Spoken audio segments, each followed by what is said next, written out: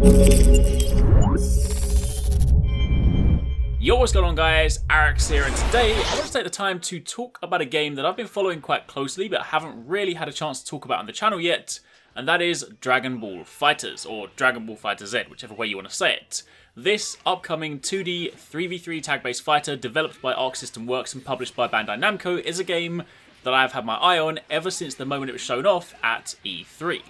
While I might not cover fighting games much on the channel these days, the fighting genre is one that I have a long history with. It's a genre I grew up playing, probably more so than most others, one that I enjoy watching and following, and anytime there's a new fighting game out, I like to try and jump in where I can. I just don't have as much time as I'd like to these days to spend getting really good, and that's partly why I'm so excited for Dragon Ball FighterZ. See, not only does the game look and play spectacularly, but it falls into the same category as games like Marvel vs. Capcom or even Super Smash Bros. It's incredibly easy to pick up and play, at least on the surface level, allowing you to relatively quickly pull off some badass looking moves and feel good about yourself in the process.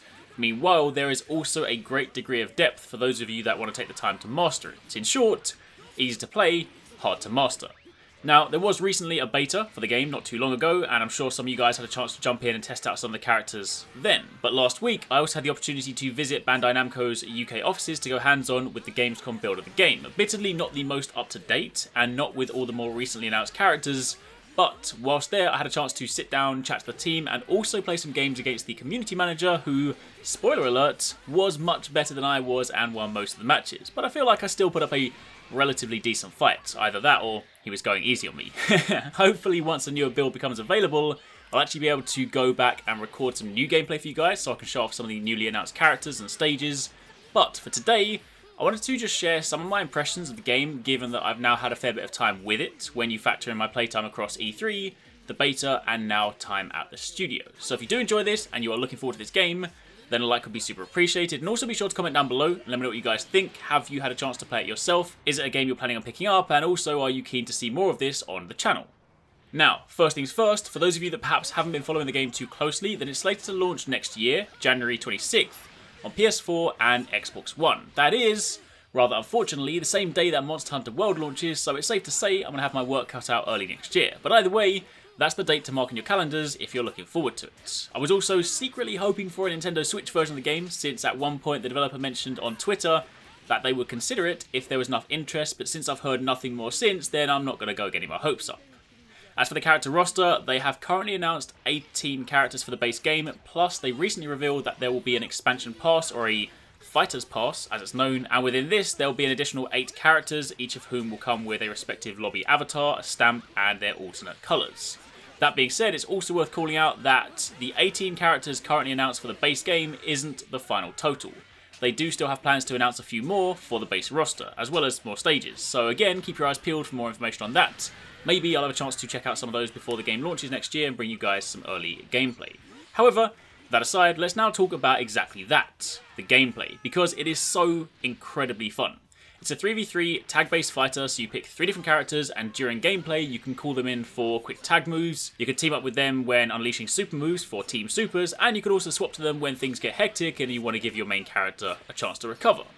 This is, as mentioned earlier, a fighting game that you can instantly pick up, even if you aren't ultra hardcore into fighting games, and within a very short space of time you'll be pulling off fancy combos, unleashing devastating super moves, and just in general feeling pretty good about yourself. That being said, I'm not going to try and delude you. If you go up against someone who knows what they're doing, someone that has taken the time to learn the intricacies of the game beyond the surface level, you're probably still going to take a beating, but it doesn't usually feel quite so one-sided in a game like this. I often use Street Fighter as a comparison point, a game I have tried on many occasions to get really good at, but without sufficient time investment, the skill gap is just too damn high, and ultimately, most matches are very one-sided. But in a game like Dragon Ball FighterZ, even if you're fighting a losing battle, the fluid combat and the flashy moves still give you that sense of satisfaction whether you win or not. Sure, winning always feels better, I mean it's a fighting game after all, and you're playing to win, but regardless, it is just fun to play.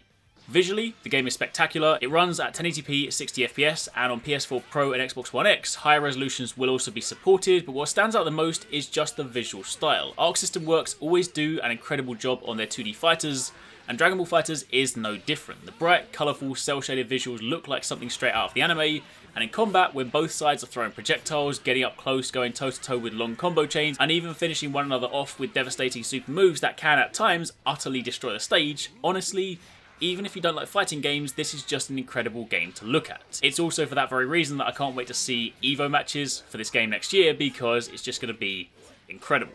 I actually said on Twitter a while back that this is probably one of the most screenshotable and gifable games out there. Every screenshot I see, every gif I see, or gif if you want to say it that way, just looks insane. The attention to detail is also really impressive. There are a lot of scenes in this, especially for some of these super moves, that are so accurate when compared to the manga, the original source material, that they can essentially overlay the two and see just how they line up. So if you're a Dragon Ball fan, then there's that added layer on top. But that, my friends, is pretty much it. That was just a quick look at some gameplay and a chance for me to just talk to you guys about the game, my thoughts and impressions. It's for sure a game that I'm looking forward to. It's up there as one of my most anticipated titles, so you can definitely expect to see some more stuff on the channel when we get closer to launch. But in the meantime, that's all I've got for you. Hopefully you enjoyed the video. Again, let me know in the comments down below what you think of the game yourself, and be sure to keep it locked for more. Also, on an unrelated but still somewhat related note, while I was at Bandai Namco's offices, I also had a chance to check out Code Vein, essentially anime Dark Souls, and I'll have a video for that up on the channel this weekend to talk about some of my impressions too. So if you like the sound of that, then check that then. But in the meantime, thanks for watching, take it easy, catch you next time, peace out.